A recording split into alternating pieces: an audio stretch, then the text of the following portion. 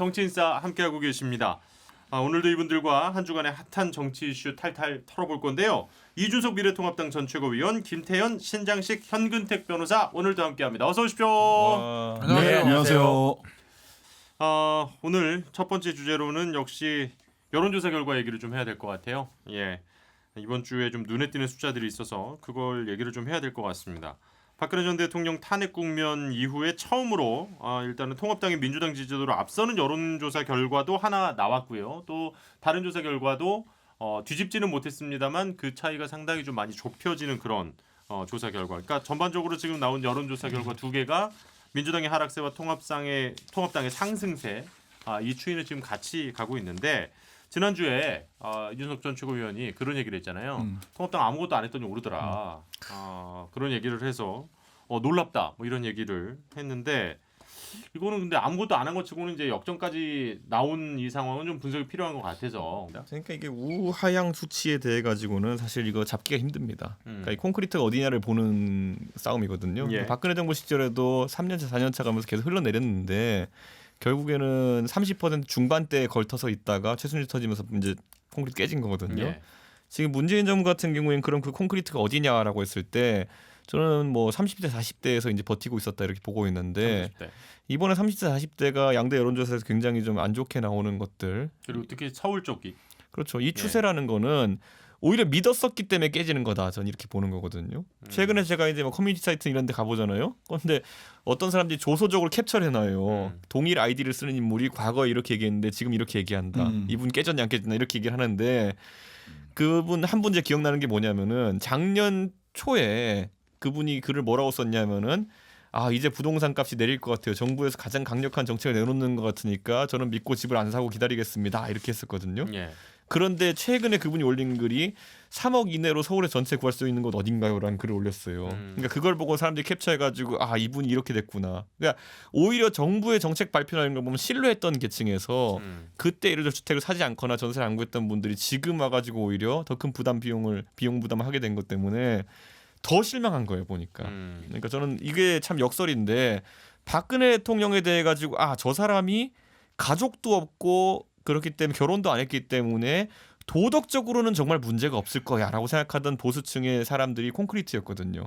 MB와 비교해봤을 때 MB는 뭔가 일은 좀 할 것 같은 이미지지만은 부패할 것 같은 이미지가 있다라고 했을 때 박근혜 대통령은 뭔가 예전에 형성됐던 이미지는 가족도 없고 국가를 위해서 헌신할 것 같은 이미지 그건데 그게 최순실이라는 사인에 의해 가지고 한 방에 이미지 깨지고 난 다음에 콘크리트 깨진 거거든요. 저는 문재인 대통령의 지지층 중에 지금 가장 심각한 계층은 뭐냐면은 30, 40대. 오히려 문재인 정부를 믿었고 그에 따라서 내 경제적 선택을 했던 사람들이 지금 와가지고 큰 손실을 보게 된 것에 대해 가지고 어떻게 메꿔줄 수가 없다는 거예요 지금. 그러니까 저는 이게 추세가 좀 앞으로 하락기가 좀 있을 것으로 보인다. 그래서 저는 진성준 의원이었던가요? 최근에 그 8말 9초 얘기를 했어요. 8월 말과 9월 초 사이에 부동산이 떨어지기 시작할 걸 보인다는 취지로 이야기했거든요. 근데 그런 것들 섣부른 좀 예측성 발언을 하지 않았으면 좋겠다. 그런 얘기는 안 하는 게 좋아. 오히려 담백하고 솔직하게 부동산이 오른 것을 제어하지 못한 건 잘못했다. 그런데 이게 장기화 될 수 있지만은 정부는 최선의 노력을 다하고 있다 정도까지만 하면 되는 거지. 예전에 보세요. 김수현 아까 제가 말했을 때 그 주택 안 사겠다 하신 분이 누구 말 들었겠어요. 집 팔 수 있는 기회를 드리겠다. 얼마나 센 말입니까? 정부가 할 수 있는 말 중에. 예. 니들 집 안 팔면 우리가 니네 손실을 주겠다 이런 거 아닙니까? 보면은 번역하면은 그 정도의 강한 말을 했기 때문에 믿었던 사람들인데 지금 완전 속았다 생각을 드는 거거든요. 지금도 정부가 너무 속단해서 얘기하지 않았으면 좋겠다. 네. 이번에는 신 변호사님 의견 듣고 네네. 네. 사실은 지난주에 제가 왜 미통당 올라가냐라고 했을 때 이준석 최고위원보다 내가 먼저 얘기했어. 아무것도 안 해서 올라간다라고 얘기를 하려고 했어. 그랬더니 맞는 얘기니까. 본인이 먼저 얘기를 네. 했는데 아무것도 안 해서 올라간 거는 맞고요. 다만 저는 어제 본 우리 프로그램에 나왔던 김병민 정강정책 특위위원장이 이렇게 발표한 것도 봤어요. 대한민국 임시정부의 정통성을 계승하고 5.18 민주화 운동도 계승하고 그다음에 뭐 양성평등도 하고 뭐 등등등해서 쭉 이걸 보면 마치 이거 몇 문단만 바꾸면 정의당에서 나온 뭐 정강정책 서문이랑 크게 다르지 않다라는 생각이 들 정도로. 네네. 그러니까 그 김종인 비대위원장 온 다음에 어쨌든 입단속 잘한 거고 그 다음에 좌클릭을 하는 거예요. 조금씩 좌클릭을 했어요. 맞아요. 그래서 네. 심지어는 이제 박근혜, 이명박 두 양반에 대해서 두 전직 대통령에 대한 어떤 정치적 사과 여기까지 가야 된다. 그건 아직 뭐 지금 그건 뭐 논란이 반대 되겠죠. 논란이 되게 많습니다. 그다음에 이것도 예. 사실 정강정책도 엄청 논란이 될 거예요. 대한민국 임시정부의 정통성 계승한다라고 하면 대한민국 임시정부의 정통성 얘기한 사람들은 북한이다라고 얘기하는 원내에 계신 분도 계시거든요. 그렇죠. 그다음에 5.18도 뭐 광수 1호, 2호 찾고 있는 분들도 계셨고 했기 때문에. 근데 말하자면 저는 이 두 가지 문제가 이 그 미통당의 상승 추세가 가려면 계속 이어지거나 또는 이게 뭐 지금 상승하면 뭐예요? 사실 정권을 교체해야 되는 건데 네. 앞으로 남은 2년 동안 어떻게 해야 될 거냐면 첫 번째는 선수를 길러야 된다. 이게 어디로 갈지 뭐 어디 사람한테 가야 되는데 이 지지율이 정당 지지율이 대통령 후보감이 없으니까 정당 지지율은 높은데 지금 현재 이게 계속 상향해 갈 수 있을 거냐에 대해서 하나 걸림돌이고 그 그다음에 얘기도 이따가 한번 해보죠. 예. 인물 얘기. 그다음에 사실 아스팔트 우파가 있고 원내가 있고 원외가 있는데 예. 지금 아스팔트는 손절하고 원외가 메시지를 전담하고 있고 사실상 주호영 원내대표를 한다면 그러니까 그 김종인 원내대표나 또는 뭐 김종인 특위위원장들 비대위원장. 비대위원장이나 예. 뭐 이런 분들이 하고 있고 원내는 입단속을 하고 있는 상태예요. 이게 얼마나 오래 갈 수 있을 거냐 또는 확실하게 손절하고 원외에 있는 우리 이준석 최고위원이나 김태현 변호사 같은 분이 원내로 빨리 들어가서 이 미통당의 보수 정당으로서의 합리성을 계속해서 제고시켜낼 수 있느냐. 손절할 거 손절하고 사실 힘을 얻을 수 있는데 힘을 모아주는 지금 합리적 목소리들이 계속 힘을 얻을 수 있느냐 이런 거에 좀 달려 있다. 김종인 위원장의 행보에 대해서는 뭐 여러 평가들이 지금 계속 나오고 있습니다만은 특히 이제 호남권을 집중 공략하려고 직접 뭐 내려간다든지 뭐 이제 이런 것들에 대해서는 하시고. 뭐 긍정 평가를 받는 부분도 있고 한 가지만 더 말씀드리면 근데 여기서 그다음에 이제 민주당이 어떻게 할 거냐도 중요하잖아요. 그렇죠. 네, 민주당은 어쨌든 정부가 메시지 관리 잘 해야 돼요. 그 혼란스럽게 메시지 주면 안 되고 쉽게 낙관해서도 안 되고 말하자면 여기도 김종인 비대위원장처럼 좀 이렇게 메시지 관리를 좀 세심하게 들어갈 필요가 있다라는 생각이 하나 드는데 자 미통당이 좌클릭했어. 그러면 민주당은 보통은 이럴 때 우클릭을 한단 말이에요. 네. 중도를 잡아야 된다라고 우클릭을 한다고. 근데 지금 최고위원 선거를 하면서 대표 선거를 하면서 박주민 후보 같은 경우는 무슨 소리 왼쪽으로 더 가야 된다. 이렇게 얘기를 하고 있거든요. 여기에서 오른쪽으로 갈 거냐 왼쪽으로 갈 거냐에 따라서 다음 대선까지 민주당이 어떻게 그 다음 스탠스를 어떻게 가져갈 거냐가 굉장히 중요하다. 그건 정의당에게도 중요하다. 오른쪽으로 가면 우리한테 공간이 열리고 왼쪽으로 가면 조금 더 정체성을 분명히 할 필요가 있다. 아니 근데 그게 민주당은 실질적으로 우클릭하겠다고 한 적이 없어요. 그리고 이제 우클릭의 경험이 없기 때문에 계속 왼쪽으로 그러니까 민주당은 가만히 놔두면은 이게 예전에 미래통합당도 그랬던 것처럼 딱히 뭔가 천명하고 움직이지 않아도 이 민주당과 미래통합당은 각각 필러 라인 번트가 고장나 있어 지금 보면은. 그거는 또 우리 윤석 전 최고의 개인 의견이고. 아니 가만 놔두면은 아까 있잖아요. 이번에 제가 가장 우려하는 게 뭐냐면 제가 미래통합당이 가만히 있어 지지율 올랐다 그랬더니만은 저한테 내부 총질하지 말라고 하는 분들이 있거든요. 아따 그분들이 내부 총질하시네. 그러니까 내부 총질이 아니라 저는 기본적으로 뭐냐면 스물스물 분위기가 감지되는 게 저한테 오늘 문자들의 분위기가 슬슬 이제 짠맛이 강해지게 느껴져요. 보면 뭐 오는 게 드디어 문재인 탄핵의 시기가 왔다. 이준석은 어서 나서서 태극기 부대 부르면 응하라 뭐 이런 거거든요. 보면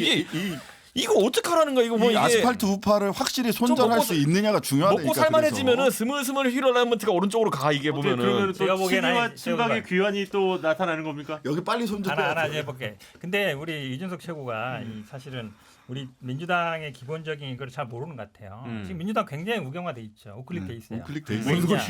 왜냐면 노무현 정부 때 우리가 4대 개혁했던 게 보면 재벌 개혁, 예. 언론 개혁, 그다음에 사학 개혁, 사학개혁. 국가보안법 예. 이게 하나도 없어요. 그때 유일하게 남아 있는 건 검찰 개혁이에요. 그다음에 사실은 국가보안법 문제도 지금 국회에 가보면 맨날 얘기하시는 분들이 있어요. 이거 해라 왜 안 하냐.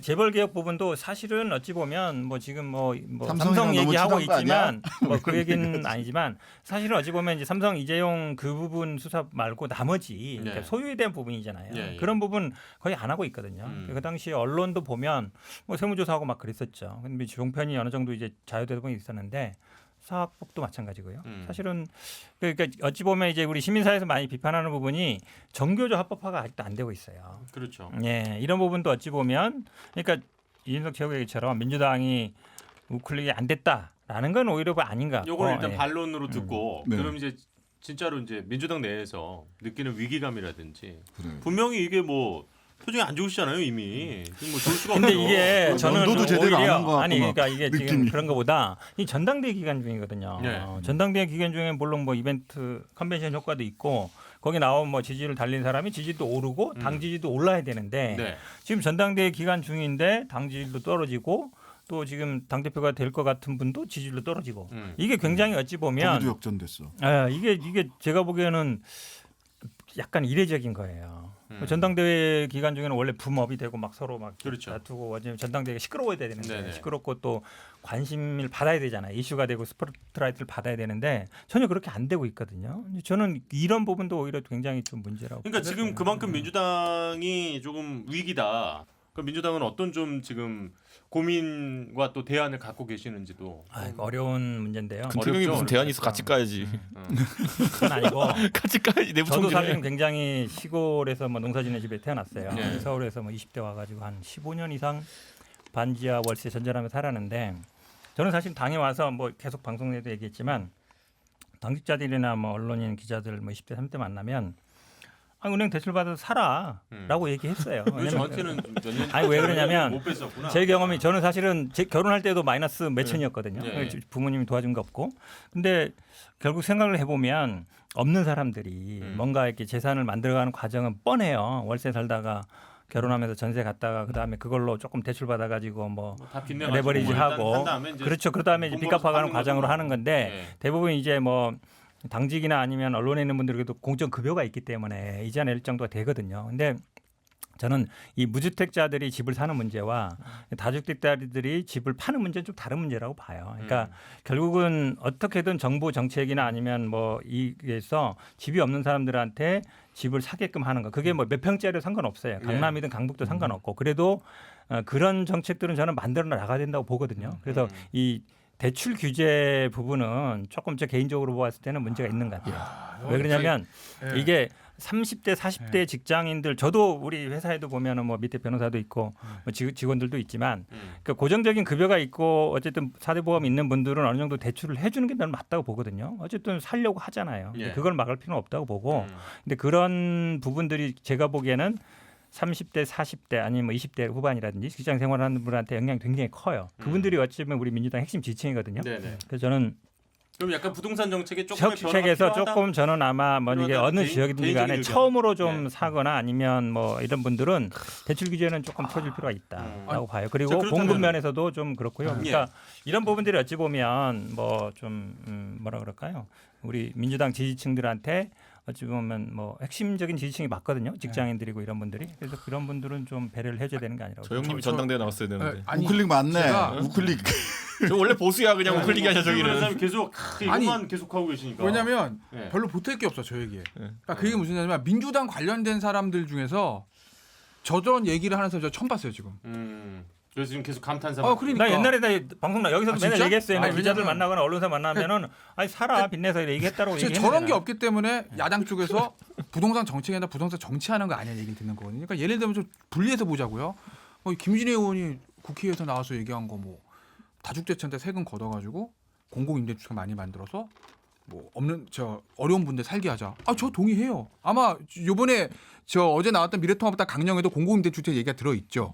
공공임대주택 만들려면 세원 필요하니까 세금 더 증액할 수도 있습니다. 예. 필요해요. 근데 그거는 어떻게 보면 부동산 정책이라기보다는 좀 복지 정책 쪽에 가깝죠. 그러니까 사실은 정말 생활이 어려워서 임대주택에 사셔야만 되는 분들은 대출 아무리 늘려주고 집값이 아무리 떨어져도 지금 단계에서는 집 사기 쉽지 않으신 분들이잖아요. 그렇죠. 그런 분들은 그 공공임대주택 만들어서 주거 복지차로 접근하는 거고 문제의 부동산 정책의 핵심은 저 우리 현근택 변호사가 얘기했듯이 그래도 내가 직장이 있는 사람들이 전세 끼고 좀 사서 대출 받아서 자산을 늘려나가는 이게 이제 자본주의 사회에서 하는 인간의 기본 욕망이잖아요. 이걸 이제 충족시켜 줄 수 있게 하는 게 부동산 정책의 핵심이라고 저는 보는데 저 일치하는 것 같아요. 현근택 변호사님. 그러면 확실히 네. 저랑은 좀 다르네. 네, 그게 저는 막혀 있다라는 거긴 거고. 극좌예요, 형님. 그러면 보세요. 떨어지는 것도 보시자고 이제 저기 이 지지도 떨어지는 것도. 그러니까 지지도 떨어지는 원인을 해소를 하면은 그게 금방 올라갈 수도 있잖아요. 예를 들어 네. 인사 난맥이 있다. 장관에다가 사고를 치는데 장관나 갈면 됩니다. 쉽게 얘기하면. 예. 뭐 총선 정부에서 저 당이 좀 이상한데? 지금 말씀하시는 분은 두 분이잖아요. 예, 그러니까 예를 들면 근데 지금 문제는 국토부랑법무부. 문제는 예. 이거는 이 부동산 정책에 관한 문제는 내 지갑에 돈이 들어오는 게 눈에 확인되기 전까지는 이게 반등하기 쉽지 않다는 거죠, 원인이. 그래서 좀 롱텀으로 좀 나름대로 고난을 좀 겪을 것 같고 예. 뭐 박주민 최고위원이 저 그 얘기했잖아요. 내년 초면 잡힐 거다. 잡히면 좋죠. 안 잡히면 그럼 무너지는 겁니다. 내년 초면은 그러니까 제 서울시장 말에 선거예요. 사실은 오해일 수 있는 것 같은데 오해예요? 사실 저도 아니 오해가 아니라 그러니까 제 주변에도 그런 분 많아요. 임대사업 하시는 분들, 예. 그다음에 법인으로 사시는 분도 많아요. 다주택. 자, 어차피 세 가지 공통점이 있죠. 그러니까 부동산을 통해서 임대 수입을 얻거나 아니면 이걸로 개인의 어쨌든 생활을 하시는 분들이 많아요. 예. 제가 뭐 저도 이제 어쨌든 변호사 사무실 하니까 거기 건물 주인이 있을 거 아니에요. 네. 그분도 보면 여기저기 건물 있고 이런 분들이 많은데 그런 분들을 옹호하는 건 아니에요. 제가 얘기하는 거는 30대, 20, 30대 직장인들 그러니까 중에서 첫집 그렇죠. 이런 첫 분들한테는 집 좀 예의를 해줬으면 저도 좋겠다 이런 거예요. 오해 그다음에 많이 또 좀 더 받아가지고. 나온 게 이제 강남이나 이런 데 중에 이제 1가구 1주택인데 연세 드시거나 별도로 수입이 없는 분들이 있어요. 네네네. 근데 이게 종부세가 재산세가 많이 오르다 보니까 사실은 이분들이 고민하는 분들이 있어요. 그래서 지금은 아마 이제 중저가 6억 이하의 뭐 재산세 이 부분을 얘기하고 있는 것 같은데 저는 그걸 조금 더 늘려줄 필요가 있다. 그러니까 1가구 1주택 투기 목적이 아닌 경우에는 재산세나 종부세에서 조금 배려를 해줄 필요가 알겠습니다. 있다고 봐요. 일단 뭐 그러니까 부동산 정책 말고 우리가 더 관심을 가져야 될 부분들은 사실은 주거 정책 내지는 주거 정책, 주택 정책이라고 하는 거죠. 그러니까 부동산 정책은 자산 증식과 연동해서 계속해서 정책이 짜질 수밖에 없거든요. 근데 주거 정책이나 주택 정책이다라고 그 측면에서 하면 단순히 없는 사람들에 대한 복지 차원을 넘어서서 일반적인 복지 수준으로 보편적인 복지 수준으로 좀 주택이나 주거는 좀 올려가야 된다. 그런 접근에서 놓고 보자면 사실은 조금 더 주저주저하지 말고 과감한 정책을 밀고 나가는 게 민주당이 맞다라는 생각이 들고요.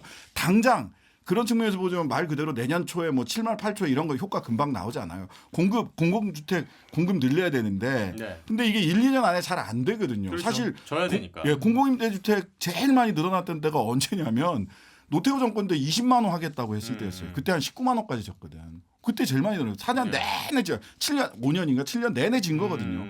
그러니까 민주당에서도 조금 더 장기적으로 본다면 당장 뭐 선거가 급하긴 하죠. 정치하는 정당에서. 네. 하지만 좀 이렇게 패러다임 자체를 바꾸겠다라고 한다면은 공공주택을 확실하게 공급하는 쪽으로 훨씬 더 분명하게 선을 잡고 가는 게 좋겠다. 근데 정의당은 거예요. 자꾸 이제 네. 공공임대 주택 보급이 이제 결국엔 주택난 해결이 될 수 있다 얘기하는데 소유 욕구랑 그다음 임대 욕구는 다르다니까요, 그거는. 아니, 그러니까 그러니까 그거는 아까 이제 김태현 변호사도 얘기했지만 자산과 보수에서 관련된 그러니까 얘기고. 보수에서도 전혀 주거 안정을 위해 가지고 주택을 전세로 들어가거나 아니면 구매할 수 없는 계층에 대한 어떤 다른 대책이 있어야 된다는 건 부인하지 않아요. 오히려 그걸 아까 말했던 것처럼 보수 정권을 추진했던 사례도 있고. 그런 다만 이제 아까 이제 현근택 변호사 얘기했던 것처럼 결국에는 1주택 소유자들에 대한 규제라든지 이런 것들이 지금 발단이 되어가지고 규제 일본도의 정책 때문에 지금 좀 경직성이 생겼다 이렇게 보는 거거든요.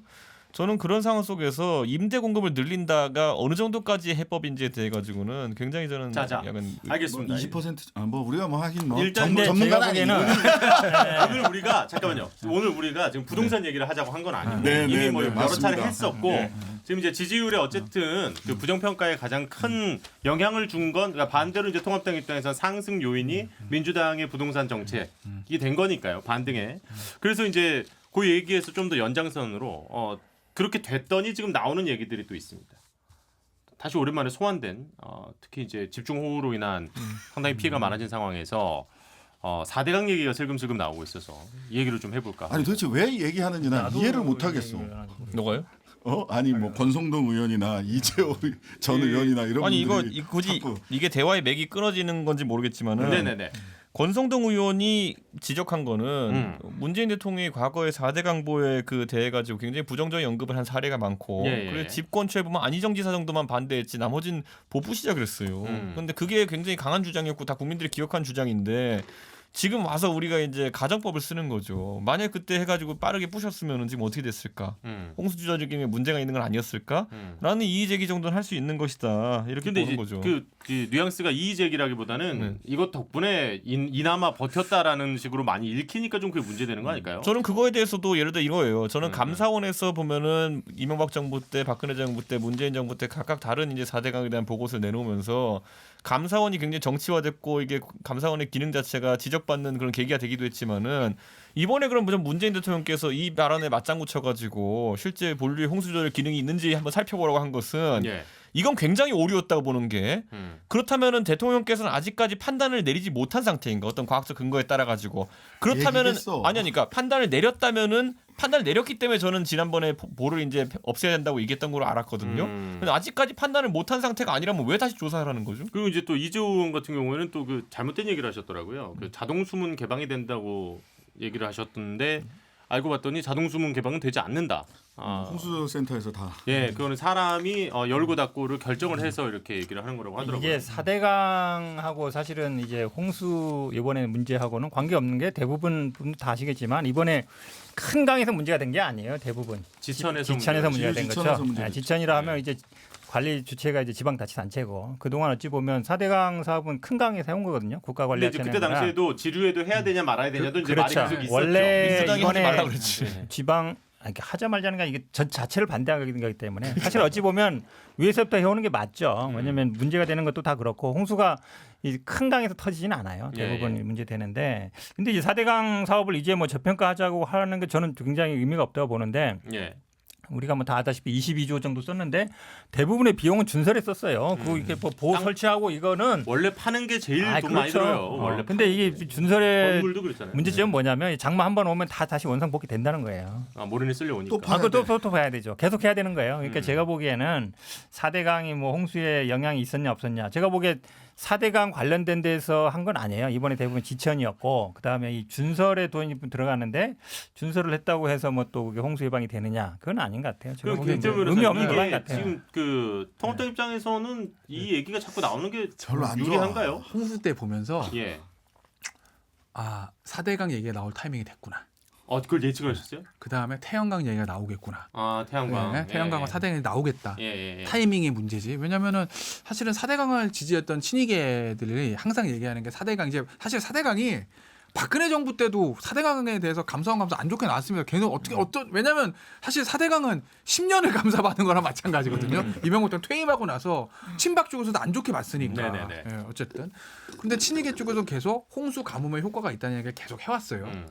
특히 이제 홍수 때 뭐 보호가 물을 저장하고 제가 과학적인 잘 모르겠습니다만 네네네네. 그리고 아까 이제 그 누구죠? 현규택 변호사 했던 얘기 사실 큰 본류가 아니라 지류에서 했던 그것도 친이계 쪽에서 뭐라고 얘기했냐면 이거 원래 지류 지정까지 다 해야 되는 건데 박근혜 정부로 넘어가면서 이거 야당도 하다 말아서. 반대하고 정부도 안 밀어주고 음. 양쪽에서 낑겨가지고 지류는 못했다 이 얘기예요. 그러니까 하다 못해서 이렇게 된 거다. 예, 그 얘기 예. 했었거든요.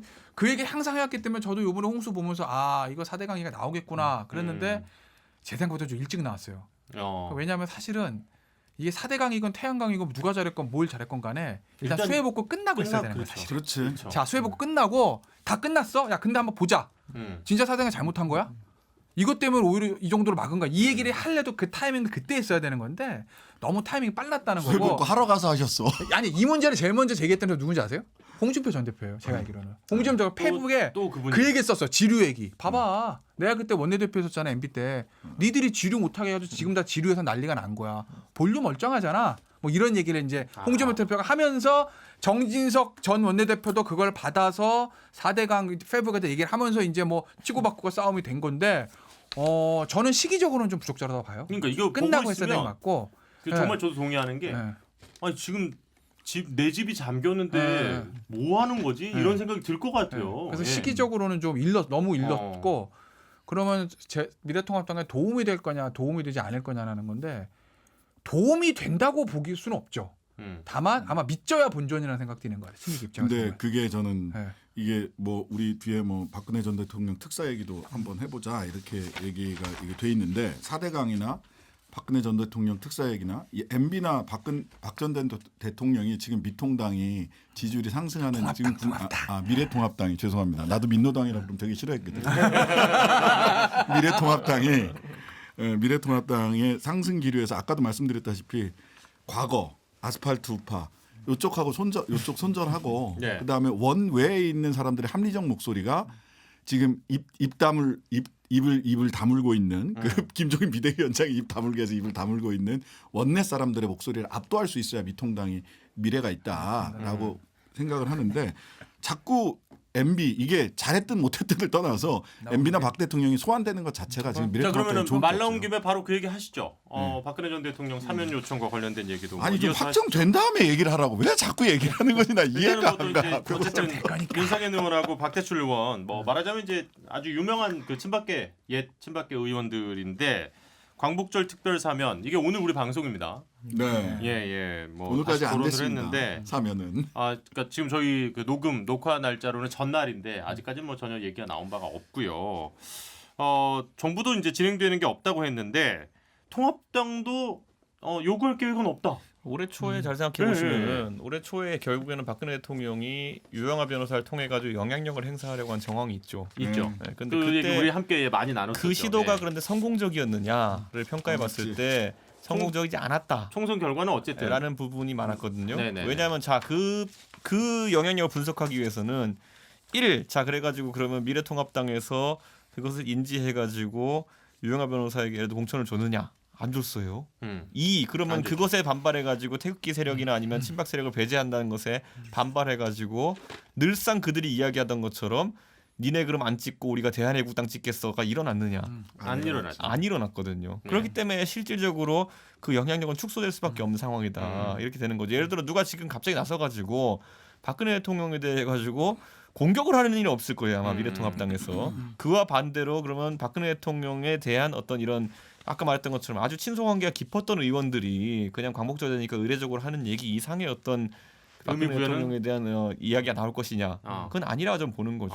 네, 그거는 철저하게 이번 선거에 박근혜 대통령이 실력 행사에 나섰으나 실력 행사가 생각보다 약했다는 것에서 그러니까 이제 옥중서신 기인하는 나오고 거죠. 그랬을 때 우리가 얘기를 좀 나눴었는데 제가 보기에는 오히려 그래도 이게 지금 때만 되면 예. 4대강 얘기도 나오고 이게 뭐 사면 얘기가 나오는 게 그래도 아직 미래통합당에 친이 친박계가 살아있다라고 봐요. 왜냐하면 김종인 비대위원장이 와서 뭐 사과하겠다, 탄핵 사과하겠다, 그다음에 얘기하지만 그래도 이 많은 분들이 그 영향력 아래 있던 분들이 이제는 좀 말을 해도 되지 않겠냐라고 생각하는 것 같고. 그러니까 그래도 요거는 어쨌든 이준석 전 최고위원하고는 좀 생각이 좀 다르신 거네요. 그러니까 여기는 개인적인 친소관계가 있었던 그 의원들의 의견이다라고 얘기를 하시는 일단은 거고. 그래도 만약에 뭐 비대위원장이 세고 선거가 만약에 뭐 코앞에 있으면 이런 얘기 못 하겠죠.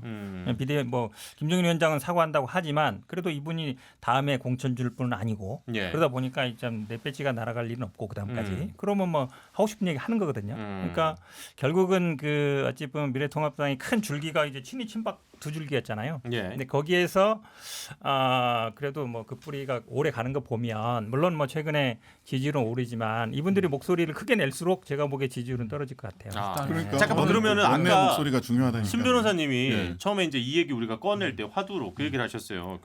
아니 확정 판결부터 받으라니까라고 얘기를 하셨는데 이게 지금 법적으로는 이게 사면이 가능한 겁니까? 아니죠. 확정판을 돼야 하는 거죠. 불가능해요, 그러니까 불가능해. 정치적인 메시지인 건데 예. 저는 제가 윤상현 의원이나 박대출 의원이라도 사면 얘기는 할 것 같아요. 개인적으로. 그건 왜냐하면 인간적인 관계가 있으니까 네, 뭐 인간적 네. 관계 입장에서 본인이 모셨던 전직 대통령이 그렇죠, 거기서 그렇죠. 그러고 있으면 당연히 얘기하는 게 맞죠. 인간적으로는. 그러니까 박대출 의원하고 윤상현 의원은 저는 개인적인 얘기라고 보고 지금 보면 강성 친박들 중에서 남아있는 사람 거의 유일한 두 사람이거든요. 다 정리됐고 그래서 전 당 차원에서 접근하는 문제는 아니라고 보고 그리고 아까 윤석 위원 저기 얘기 받아서 하나만 추가 말씀드리면 예. 지난 총선에서 미래통합당이 괴멸적 패배를 당했는데 얻은 게 딱 두 가지가 있어요. 하나는 아까 신장식 변호사 얘기했던 강성 아스팔트 우파예요. 절연의 성공. 그다음에 강성 친박의 정리. 물론 자발적으로 한 건 아닙니다. 강제적으로 그렇게 된 겁니다. 대부분의 정리는 네. 자발적으로 하지는 네. 않습니다. 더 이상 그렇죠. 개판은 없다. 예. 왜? 다 정리됐거든.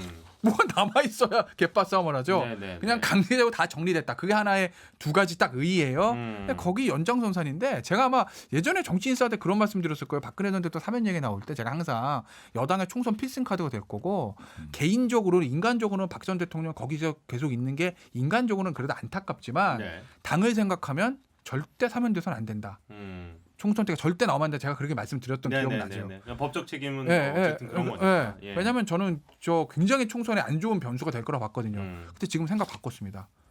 나오셔도 되고 안 나오셔도 되고 인간적인 건 빼고 예, 저도 예. 인간적인 건 안 됐어요. 정치 역학적으로 정치 그렇게, 공학적으로 네, 보면 정치 공학적으로. 당장 오늘 나와도 되고 음. 안 나와도 되고 나오든 안 나오든 큰 저 미래통합당의 득표나 이런 거저내 대선 국면에서 영향이 없을 거다. 무슨 말씀이신지 알겠네요. 예. 자 그러면은 우리가 이제 그 전직 대통령과 관련된 얘기를 해봤으니까 끝으로 잠룡 얘기를 살짝 하고 오늘 마무리를 짓도록 하겠습니다. 사실 아까 이제 우리가 그 통합당이 지금 이제 지지율 상승세 국면에 지금 현재 들어가 있지만 신장식 변호사께서 분석하시기로는 가장 첫 번째 위기는 인물이다. 예. 인물이다라는 지적을 예전부터 계속 하셨어요. 네. 그리고 지금 딱 떠오르는 대권 후보가 지금 막 이렇게 들어오지 않는 것도 사실입니다. 왜 유승민이 안 떠올라요? 자기들 말하고 웃잖아. 뭔가 뭐 떠올라요? 밥을 사야 되나 커피를 사야 되나 이게 지금 떠올라요 지금? 자 그런데 아직 지금 거기 이제, 미련이 있구나. 이제 민주당 간의 민주당 안에서도 지지율 역전이 일어났죠. 지금 아까 현근택 변호사도 앞부분에 잠깐 얘기를 하셨지만 이제 한국갤럽 자체 조사에 따르면 이재명 지사가 역전을 했습니다. 이재명 지사가 이제 19%, 이낙연 전 총리, 이낙연 의원이 17%, 그리고 윤석열 검찰총장이 9%, 그리고 이제 안철수 대표가 3%, 홍준표 전 대표가 2%. 요거는 이제 말씀을 드려야 돼서 2020년 8월 11일부터 13일까지 조사를 했고요. 전국 만 18세 이상 1,001명. 그리고 표본 오차는 플러스 마이너스 3.1%포인트 95% 신뢰 수준으로 이 조사가 됐습니다. 자세한 내용은 한국갤럽이나 또 중앙선거 여론조사심의위원회 홈페이지에서 보실 수가 있는데요. 톱5에 일단 미래통합당 인물이 없잖아요. 톱5 3명 있네 지금. 윤석열, 윤석열 안철수 홍준표. 어쨌든 그러니까 제가 없잖아. 아니 뭐그 윤석 아니 민주당이 어쨌든. 아닐 뿐이죠. 넓게 보면 1대1 어떠지 무슨. 홍준표 전 대표는 오케이 어? 인정. 네. 근데 네. 안철수도 아니야, 내가 보기에는 김종인 비대위원장이 있는 한 지금 바깥에 있는 윤상현, 뭐 홍준표 아무도 입당 아니 못합니다. 뭐 어차피 네네네네. 다 각자 찾기 마련인데 그렇죠. 이렇게 5명이 다 나왔다고 봅시다. 이 윤석열, 안철수, 홍준표는 결국 마지막 순간 단일화 된다니까 어떤 형태로든지 네네. 합쳐야 돼요. 합치면 10% 넘는구만. 뭐 됐죠 뭐. 아니, 아니야 근데 이게 우리가 잘 봐야 10% 되는 넘으면 게 뭐해 앞에. 아니 근데 이재명, 이게 이낙연 합치면 근데 30% 사실 우리가 넘네. 가상 대결이라는 걸 보통 이야기하잖아요. 네네네. 가상 대결이랑 이런 식으로 선호도 조사랑 굉장히 결과 차이가 커요. 그럼요. 그러니까 이게 뭐냐면은 이거는 갤럽 조사는 어떻게 하냐면요 객관식이 아니에요. 전화해가지고 대선 후보로 누가 좋습니까? 그러면 사람들이 그냥 이름이 생각 안 나서 이렇게 할 수 있어요. 근데 다만 이미지랑이 형성돼 있으면은 예를 들어 우리가 누굴 붙여 윤석열 대 예를 들어 뭐 이낙연 이렇게 했을 때 결과치랑 윤석열 대 이재명 아니면 뭐 안철수 대 이재명 이렇게 붙였을 때 완전 다르게 나오거든요. 그 때문에 갤럽 조사는 약간 그 한계성이 있어요. 그 당시에 이슈를 많이 타고 있는 인물들이 과대표되는 경향성이 있거든요. 아무래도 여기에 있는 인물들은 뭐 이낙연 지사는 전당대회를 뛰고 있고 그리고 뭐 이재명 지사는 최근에 판결이 있었고 그리고 그 윤석열 총장은 최근에 뭐 화두의 중심에 있으니까 뭐 그런 것이고 홍준표 대표도 2% 이렇게 나왔지만은 이 갤럽이 방식 바꾸기 전까지는 5% 이상 꾸준히 나왔었어요. 그러니까 이게 지금 약간 과소대표되는 성향이 있다. 요거를 일단 현 변호사님은 좀 반대로 의견하실 것 같아요. 요 얘기 듣고 제가 다시 갈게요. 아니, 요거를 약간 들어야 될 것 같아. 재밌는 현상이 이제 윤석열, 안철수를 이제 야당의 대권 주자로 보고 있다라는 거. 아니 근데 아니잖아. 윤석열 총장은 전에는 자기 들어갔을 때 빼달라고 했는데 요즘은 그러니까. 빼달라는 얘기를 안 하지. 좀 즐기는 거 같아. 아까 이제 이준석 의원 했던 얘기 받아서 말씀드리는 건데. 뭐 유승민? 아니, 유승민이 돼. 네. 왜냐면 사실은 대선 후보급으로 거론되는 사람들 지금은 3% 2% 나도 어느 정도 능력은 검증된 사람들 사실은. 그렇죠. 뭐 유승민 의원도 그렇고 원희룡 지사도 그렇고 오세훈 전 어느 정도 능력이 검증된 거예요. 그럼 결국 이제 중요한 게 우리나라 선거가 결국 나중 가면 정당 지지율이 이제 수렴하는 경향들이 있어요. 있죠. 그리고 정권 교체냐 정권은 저 재창출이라는 것도 비슷합니다. 근데 지금 보면 현재 시점에서 보면 당장 내일 대선한다고 합시다. 그럼 어쨌든 지금 정당 지지율이 뭐 일부 여론조사 보면 골든크로스 일어난 것도 있고 정권 교체 지수가 정권 유지 지수보다 높게 나온 여론조사도 있어요. 있어요. 예? 그러니까 그런 것들을 결국 수렴하는 것이기 때문에 뭐 지금은 사실은 미래통합당에 뛰어난 스타가 없어서 저 지금은 조금 뭐 도토리 기적이다 뭐 후보가 없다 뭐 이런 얘기는 할 수는 있겠습니다만 제가 알기로는 내년 7월이죠 아마 예비 후보 등록이 예. 경선 그러면 1년이란 시간이 남아 있기 때문에 그 동안 저 주자들이 두각을 나타낼 시간은 충분하다. 아니 더군다나 근데 지금 말씀대로라면 네, 더군다나 이제 일단 내- 먼저 듣고 여쭤볼게요. 내년에 4월에 진검승부가 있죠. 서울시장 경선, 아, 그렇죠. 서울시장 재보선. 그냥 거기서 부산도. 거기서 부산은 사실은 뭐 크게 걱정 안 하고. 네네네. 서울이 진짜 서울이 예. 서울에서 만약 미래통합당과 좋은 성적을 거둔다면 대선의 분위기를 확 바뀔 수 있거든요. 후보들은 그때부터 턱 뛰어나올 수도 있는 거고. 그럼 그래서 조금 예측 가능한 좀 후보군은 어느 정도 인물들을 보세요? 누구요? 아니 지금 대선이요? 말씀하시는 대선은 저기 내 오른쪽에 있는 사람은 유승민 의원 얘기할 거고 본인은 저는 개인적으로 원희룡 지사. 아니요. 원희룡 지사. 저는 제주도 아니, 뭐 고- 그걸 동양- 떠나서 네, 아니 네. 근데 이게 중요한 게 뭐냐면 원래는 사실은 정당 지지율하고 여당인 경우에는 뭐 대통령 지지율하고 예. 야당인 경우에는 정당 지지율하고 대권 후보 지지율하고 같이 가는 게 맞아요. 네네. 같이 가는 게 그게 정상적이거든요. 그러니까 미래통합당이 본인들의 어떤 능력이나 실력으로 지지율을 받았으면 그렇게 될 거예요. 근데 이 지금의 정당 지지율은 어찌 보면 약간 반사이익 측면이 강한 거죠. 왜냐하면 사실은 이제 대통령 선거가 점점 가까워지고 있는데 대권 후보는 없고 막연히 나타날 거라고 하지만 어찌 보면 그게 이제 윤석열이나 이걸로 안철수로 나타나고 있는 건데 없는 거거든요, 사실은. 그렇게 본다 그러면 물론 뭐 내년 지방선거 결과에 따라 달라질 수 있지만 그 사람들이 다시 나올 수는 없는 거예요. 그래서 제가 보기에는 네. 막연하게 이제 정당 지지율 오르니까 뭐 대권 지지도 당연히 따라갈 까 하는데 정당의 지지하고 대권 후보 나중에 이제 차기 권력에 대한 지지는 꼭 같이 가진 않아요. 같이 가는 게 정상이죠. 오히려 이게 이렇게 안 같이 가는 게 지금 이 말씀은 이게 한 달 전에 이런 얘기했으면 같이 간다고 얘기를 하셨을 텐데 이게 역전이 일어나니까 같이 가지 않는다고 지금 얘기를 하시는 근데 거예요. 저는 결국에는 같이 가는 게 정상이에요. 아, 같이 가는 게 그렇죠. 정상인데 예. 지금은 약간 그러니까 같이 안 갔다는 게 조금 오히려 이례적인 그러니까 상황이라는 지금 거죠. 여러 가지로 지금 이례적이라고 민주당에서는 지금 그렇죠. 분석을 하고 계시니까. 저는 늘상 얘기하지만 지금 시점에 문재인 대통령과 그 지지자들이 뭐 선택을 하는 것까지는 아니겠지만은 예. 어떤 길을 가느냐 이제 좌우의 길이 하나씩 있다 저는 이제 봐요. 제가 항상 비교하는 게 이제 박근혜가 정말 마음에 들진 않았지만은 정권 재창출을 위해서는 박근혜를 받아들여야 했던 이명박 대통령.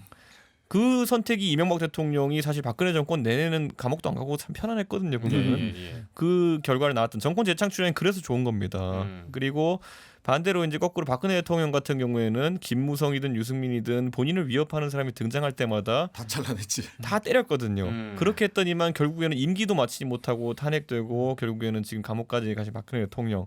이거 저는 굉장히 시사하는 바가 크다 봐요. 왜냐면은 사실 노무현 대통령께서도 김대중 대통령이 딱 정확히 맞아떨어진 정치력은 아니었지만 밀어준 거나 마찬가지거든요. 네. 그랬기 때문에 정권 재창출이 된 것이고 저는 지금 시점 그다음에 노무현 대통령께서는 대신 그다음 대선 후보 그렇게 안 좋아하셨죠. 정동희 후보를. 그러니까 그런 그거 결국 여권에서는 대통령의 의중이 굉장히 중요하고 뭐 완전히 밀어가지고 이렇게 한다고 대통령이 되는 건 아니에요. 네. 다만 새로운 대선 주자가 솟아날 수 있는 공간을 만들어 주느냐 정도의 역할까지는 대통령께서 고민해야 된다. 근데 이게 지금 와가지고 여당에 특히 180석을 거의 친문 일색으로 채운 민주당 입장에서는 굉장히 자존심 상하고 좀 골치 아픈 얘기입니다. 이거는. 그런데 결국에는 어떤 부분이요? 예를 들어 이재명 지사가 말하는 좀 더 다른 결의 정책에 대해 가지고 민주당 의원들이 동의를 표할 수 있겠느냐. 아까 말했던 공간이라는 건 그거거든요. 예. MB 같은 경우에는 수도 이전을 하면 안 된다. 그런데 박근혜 대통령은 뭐냐 국민과 약속은 지켜야 된다. 그래서 행복도시를 맞아요. 만들자 해서 갔던 것처럼 예. 그 정도의 공간이 열려야 되는 건데 사실 그때 얼마나 친이계 쪽에서는 본인들이 의석의 상당수 잡고 있으니까 반발이 심했는데요. 그럼에도 불구하고 MB가 결을 터가지고 그 정도 공간을 만들어주겠다 했기 때문에 박근혜 대통령이 이거는 어찌 보면 거죠. 이제 현 대통령의 입장에서 바라보는 건데 제가 보기에는 오히려 대권 후보 나가는 사람이 본인 스스로 개척하는 거예요. 지금 얘기처럼 이명박 대통령이 박근혜 대통령이 밀어줬다? 처음부터 밀어준 거 아니죠. 본인이 어쨌든 지지율이 박근혜 사실 그 대선 경선 때는 엄청나게 그러니까 서로 민 게 아니라 어쨌든 지지율이 그 정도 나와줬기 때문에 민간에 탄압하지 마찬가지고 않을 정도까지 가야 된다. 그러니까 노무현 대통령과 김대중 대통령 관계도 마찬가지예요. 노무현 대통령 경선에서 이기고 지지율이 어느 정도 나오기 때문에 어찌 보면 이렇게 넘어가는 거기 때문에 제가 사실 보기에 그거는 본인이 실력으로 돌파해야 되는 것이고 지지율로 나타내서 승부를 걸어야 되는 그런 것이죠. 면에서 보자면 이번에 이재명, 이낙연 이 갤럽 조사 이게 내부 실제로 뭐 그 지역이나 예. 연령이나 계층별로 이걸 분석을 해보면 이재명 지사가 그냥 수치가 2% 앞서 것보다 더 중요한 거는 예. 일단 서울 수도권에서 지지율이 압도적이에요. 지지율이. 서울 수도권이 지금 인천 경기가 이재명 27%, 이낙연 13%예요. 예. 나머지는 다 10%도 안 되고 5% 6% 수준이고. 그다음에 경북 대구 경북이 15%가 나와요. 이재명 지사가. 경북 사람이. 안동 사람이거든. 대구 경북이 그 15%. 전에 우리 방송에서 한번 얘기 한번 이재명 했잖아요. 지사가 훨씬 위협적이다라고 김태현 변호사님이 제가 정확히 얘기를- 나눠줬잖아요. 네. 가장 두려운 최강의 카드. 네. 민주당. PK 기반 집권 모델이 아니라 수도권 기반 집권 모델이라는 거는 미래통합당이 당하기 쉽지 않아요. 그다음에 그 사무관리직이나 이런 말하자면 여론 주도층이라고 할 수 있는 여론 선호 그 이렇게 단단한 지지율을 보여주는 이런 쪽이 앞서 있고 호남 쪽에서는 이낙연 의원이 굉장히 많이 앞서 있긴 한데 네네. 호남표는 전략적 투표를 하는 것이기 때문에 누가 대선 후보가 되느냐에 따라서 어차피 몰빵으로 가요. 그렇기 때문에 지금 2% 어차피 오차범위 아닙니다. 이렇게 생각하기에는 아마 이낙연 의원 쪽은 지금 굉장히 골치 아픕니다. 아무래도 이제 데이터를 좀 더 깊게 네. 들여다보셨을 들여다보면 이게 굉장히 그 내용이 좋아요. 토탈로 놓고 볼. 근데 여기서 이제 신장익 네. 변호사 얘기 안 한 게 하나 있어요. 뭐냐면 이제 당내 지지. 당에서는 이낙연, 당 지지층에서는 27대 37 정도로 나뉘어 있어요. 이게 결국은 대권 후보가 되는 것도 당에서 결정할 그렇죠. 경우가 많거든요. 그러니까 그 아마 이재명 지사 입장에서는 고민해야 되는 근데 부분이에요. 그게 네. 당 지지층들이 이낙연 의원한테 쏠리는 이유가 음. 당은 대부분 친문 지지자들이 많잖아요. 예. 친문 직계는 없어요 사실. 조국 전 장관 낙마, 김경수 지사 아직까지는 뭐 재판 중이니까 빼고 두 사람 중에서. 근데 이낙연 전 총리는 어떤 형태든지 간에 대통령이 초대 총리로 낙점을 해서 대통령이 현재까지 계속 충성을 바쳐왔던 그렇죠. 사람이고 이재명 지사는 어찌됐든가 대통령과 한때 강하게 척을 졌던 사람이고 지지자들끼리도 척이라기보다는 어쨌든 아니, 강하게 강하게 경쟁을 경쟁했어. 그리고 뭐 요새 또- 맨날 반성한다고 그래. 그때 내가 심하게 했습니다. 아, 그러니까 그거 왜 그러겠냐고요. 결국은 그래서 여기서 여당에서 갔던 문재인 대통령의 의중이 무서운 거다. 자 이낙연으로 해, 이재명으로 해 이렇게는 못 하겠으나 그렇죠, 아까 당연히. 이제 저 이준석 의원이 얘기한 그런 것이거든요. 공간. 을 만들어주고 왜 그러게 하죠. 현직 대통령이 차기를 만들 수는 없어도 누가 되는 거 막을 수는 있다. 그건 뭐 그라는 얘기들이 선배들이 맨날 하는 하는 얘기잖아요. 얘기들이 잘 되기는 못. 그러니까 그런 얘기가 나오는 게 그래서 아마 저 결국은 저 역시 민주당은 친문 핵심들의 의중이 어디로 가느냐. 아니 저는 그래서 저는 보기 쉽지 박근혜 않아 대통령의 보이네. 몰락에 아까 저희도 언급했지만은 예, 예. 제가 아직도 친박 그때 핵심에 있었던 사람들이랑 밥을 먹으면은 그냥 하는 얘기가 있어요. 도대체 그럼 그때 유승민이고 김무성이 다 죽이고 결국엔 누구 대통령 만들려고 그렇죠. 했던 거냐. 그때 이미 박 대통령이 탄핵될 때가 이제 자기 임기 1년 반 정도 남았을 텐데 예. 누굴 염두에 두고 다 죽인 거냐. 그냥 사실 그때면은 이미 그러니까 후임 그냥 그 이거 있었어야죠. 후보는 나왔어야 됐을 때니까요. 그러니까 이게 정치적으로 죽이는 게 그냥 본능이냐, 예, 뭐 예, 대책이 예. 있으면서 이렇게 하는 거냐라고 했을 때 그걸 본인들도 잘 모른다 그러더라고요. 그러니까 저는 그게 근데 박 대통령 같은 경우에는 본인이 대통령이 되는 과정까지는 굉장히 전략적인 행보를 많이 보였으나 네네. 그 다음에 결국 가장 중요한 것은 결국 후임자를 만드는 것이라는 것을 그거에 대해 가지고는 간과했다. 이해가 좀 부족했다라고 보는 게 그거는 저는 박 대통령이 안타까운 이제 개인사와도 연관이 돼 있다 이렇게 보는 것이 네. 아버지의 어쨌든 뭐 후계자를 만들지 못하고 본인이 비극적인 서거를 하셨잖아요. 그 다음에 아버지의 어떤 위치를 그렇죠. 거꾸로 전두환이라는 사람이 찬탈해가지고 본인에게 억압하는 걸 겪어본 사람이기 때문에 끝까지 그거를 나만 털어놓지 않은 것 같아요. 하지만 그게 이제 결국에는 보수 전반이 있어가지고는 무대책인 상황에서 탄핵을 맞아들일 수밖에 없던 상황. 그러다 보니까 많은 대중은 그럼 마지막에 남아있던